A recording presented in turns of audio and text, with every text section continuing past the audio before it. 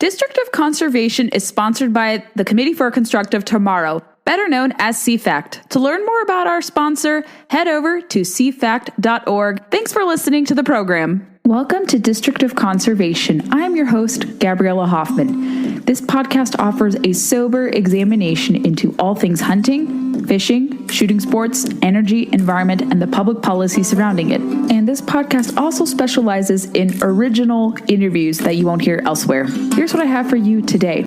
Various news outlets are reporting that the 2009 endangerment finding, which has been the basis for climate policy in the United States since 2009, will be repealed by the Trump administration under the guidance of the Environmental Protection Agency. I'm going to explain why this is significant and why removing this standard won't necessarily have a negative impact on the environment, since regulators and others before were placing an outsized influence on an obsession with carbon emissions reduction. And I think that's a wrong metric to base your energy and environmental policies on because it doesn't lead to widespread reduction in emissions. Climate policies haven't worked to make the environment safer, nor witness the widespread adoption of so-called renewables like solar, wind, electric vehicles, and batteries. You don't see a widespread adoption. I've mentioned many times that is not the case when you have these climate-first policies. So retooling environmental and energy policies to move away from this overemphasis on climate and carbon emissions to assessing things on a case-by-case basis, actual direct environmental impacts, and not greenhouse gas emissions, I think would be smart. It doesn't detract also from wanting to have clean air, clean water, and accessible lands. What is the 2009 endangerment finding? This might be the first time you've heard about this. You don't know what it is or its significance. But like I said, this was the gold standard of climate policy for the last almost 2 decades. It wasn't really tackled even under the first administration, Trump administration, although they did kind of defang it a bit, but this was very heavily leaned on under both Obama terms and the Biden administration. From the archives of the EPA, and this is linked to the show notes so you can read for yourself and make your own assessments, endangerment and cause or contribute findings for greenhouse gases under Section 202A of the Clean Air Act. On December 7th, 2009, the administrator signed 2 distinct findings regarding greenhouse gases under Section 202A of the Clean Air Act. The endangerment finding, which stipulates and says, the administrator finds that the current and projected concentrations of the six key well-mixed greenhouse gases, carbon dioxide, methane, nitrous oxide, hydrofluorocarbons, perfluorocarbons, and sulfur hexafluoride in the atmosphere threaten the public health and welfare of current and future generations. Cause or contribute finding, the administrator finds that the combined emissions of these well-mixed greenhouse gases for new motor vehicles and new motor vehicle engines contribute to the greenhouse gas pollution that threatens public health and welfare. Let's isolate carbon in terms of its place in the atmosphere and what gases currently comprise the atmosphere. Is carbon really that prevalent and a danger to us? And I will give you some examples as to why carbon is often vilified. Do a basic Google search, look at maps of atmospheric makeup and mixture in terms of gases, and you will find the most interesting, perhaps not shocking, evidence that carbon is really not a big component to the atmosphere right now. This is what the current atmospheric makeup globally is, and you can find charts. You can use AI tools on Google searches that'll connect you to these charts and to relevant information to break down what is the current makeup of air composition and the like. According to Britannica, but this is pretty commonly distributed and acknowledged elsewhere, current molecular composition of Earth's atmosphere is diatomic nitrogen at 78.08%, diatomic oxygen at almost 21%, argon at 0.93%, water H2O at about 0 to 4%, and carbon dioxide CO2 at 0.04%. So this fixation on carbon dioxide and carbon emissions has led to more expensive energy, stifling of innovation, stifling of actual clean energy progress on geothermal, nuclear, and other areas. It's hampered reliable energy, specifically natural gas, petroleum, and coal. So this standard has been applied in almost every single regulation, in my estimation, as a basis for scrutinizing carbon versus other factors that you can use to address environmental problems. But this overfixation on carbon, now that you know, if you didn't know, is on 0.04% of the atmosphere. As it relates to, let's say, plants in greenery, I don't know if you guys know this already, but there is a lot more green spaces because of intentional or unintentional greater consumption of carbon-intensive goods and services. So the world is more greener even as we're consuming more energy. Even environmentalists acknowledge that. It's kind of an inconvenient truth for them. But let's say you reduce 95% of carbon from the atmosphere, which is what a lot of these net zero plans call for. Almost 100% or 95% or exactly 100% or 95% as we're told. So let's say you remove it. What happens to plants? If you guys remember from biology classes, I remember because I'm old enough to remember that biology classes used to teach this. So if you recall, plants perform a process called photosynthesis, which is essential for them to exist. It uses CO2 to create sugars that plants use for energy and growth. And if there's no CO2, plants eventually die or cease to exist. So why would you extract carbon from the atmosphere entirely and want to see plants die rather, and not to see plants perform photosynthesis? And it's really inescapable carbon in terms of like a consumer product or service. So much of what we consume, produce, rely upon is underpinned by carbon.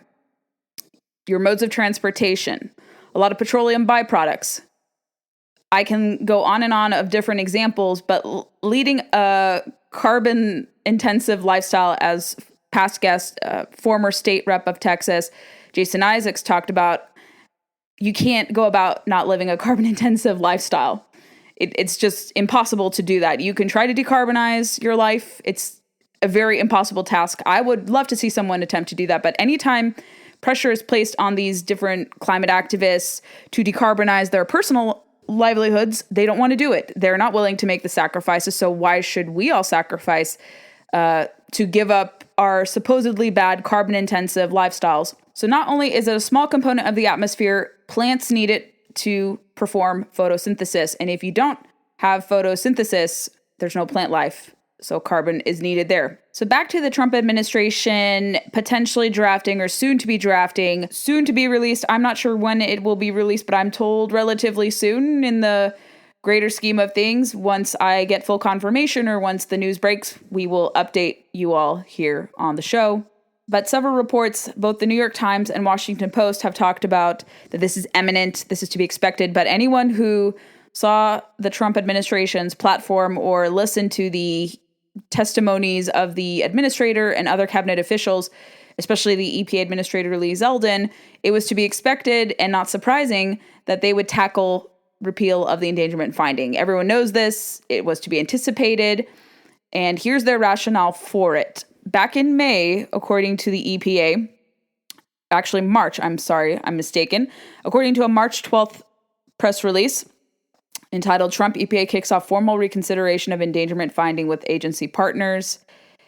They were kicking this off a few months ago with OMB, with Office of Management and Budget. And the administrator is quoted as saying, after 16 years, EPA will formally reconsider the endangerment finding. The Trump administration will not sacrifice national prosperity, energy security, and the freedom of our people for an agenda that throttles our industries, our mobility, and our consumer choice while benefiting adversary nations overseas.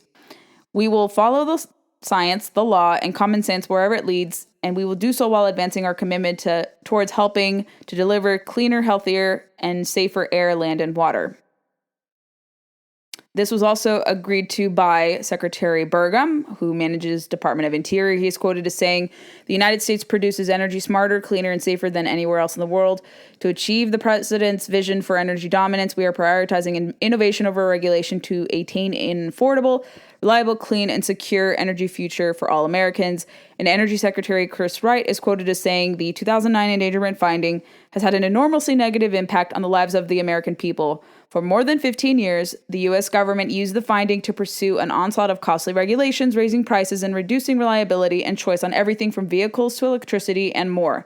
It's past time the United States ensures the basis for issuing environmental regulations follow the science and betters human lives. And they have other testimonies or quotes backing up their actions here. And I want to take you to the New York Times, who is reporting on this. And this was first brought to my attention earlier today by Mark Morano, who manages the wonderful Climate Depot blog. I highly recommend that you check it out and bookmark it if you don't. The Trump administration, according to the New York Times, has drafted a plan to repeal a fundamental scientific finding that gives the United States government its authority to regulate greenhouse gas emissions and fight climate change, according to two people familiar with the plan. This 2009 declaration was known as the Endangerment finding, which scientifically establishes that greenhouse gases like carbon dioxide and methane endanger human lives. That finding is the foundation of the federal government's only tool to limit climate pollution from vehicles, power plants, and other industries that is dangerously heating the planet. The EPA proposal, which is expected to be made public within days, also calls for rescinding limits on tailpipe emissions that were designed to encourage automakers to build and sell more electricity. And let me add to encourage. Why is the government, we talked about this before, EV mandates are not encouragement, they're coercion.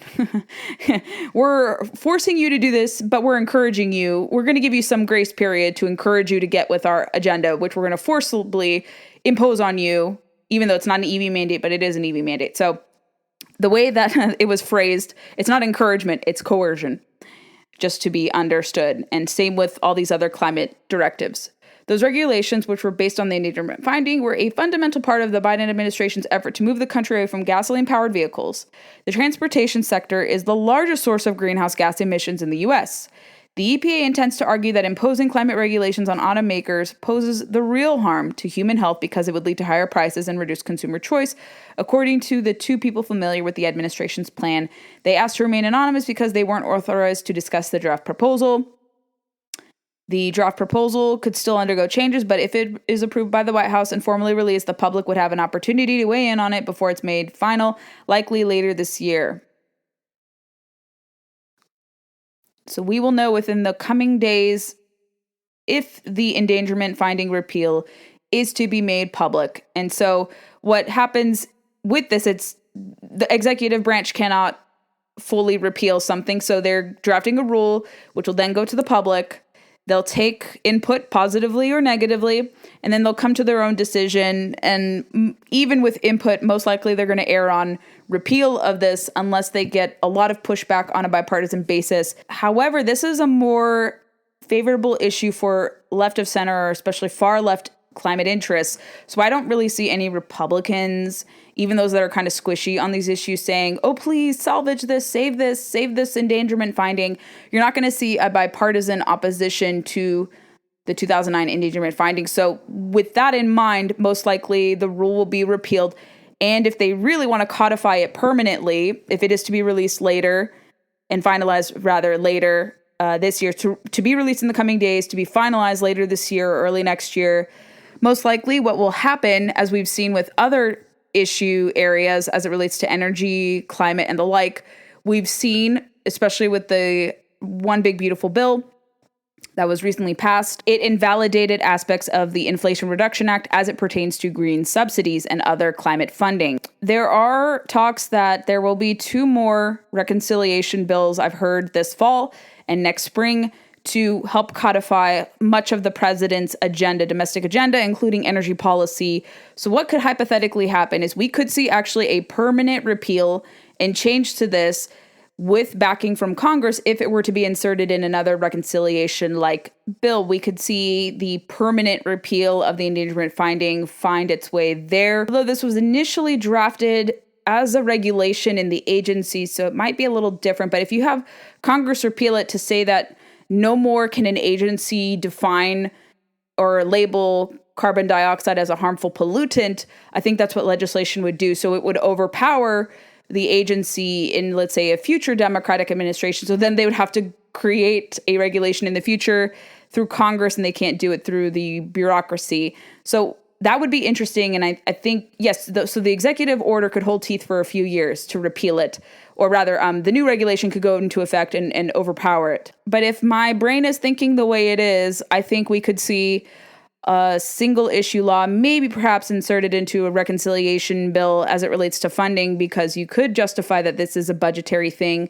It implicates a lot of budgetary decisions, especially climate funding and superfluous funding that was determined and based off of this endangerment finding. So they could probably find a budgetary hook and make a connection that the EPA implementing the 2009 endangerment finding actually made people worse off financially, incurred a lot of financial costs, and really didn't lead to a measurable decrease in carbon emissions. So there will be, I think, some provision or standalone bill that says that this interpretation of science, because again, science can be tested and challenged, that you don't base scientific opinion or inquiry off of one set of views or this overemphasis on carbon, which again makes up such a minuscule percentage of the atmosphere, and then base every energy, climate, economic policy on that, because it's very costly and it doesn't have any measurable benefit to the environment, as I've documented here and elsewhere in my professional work in the most recent years. I know some of you listening might be disagreeing, perhaps you're panicking, and you think that this has to be a basis and the standard that we have to go by.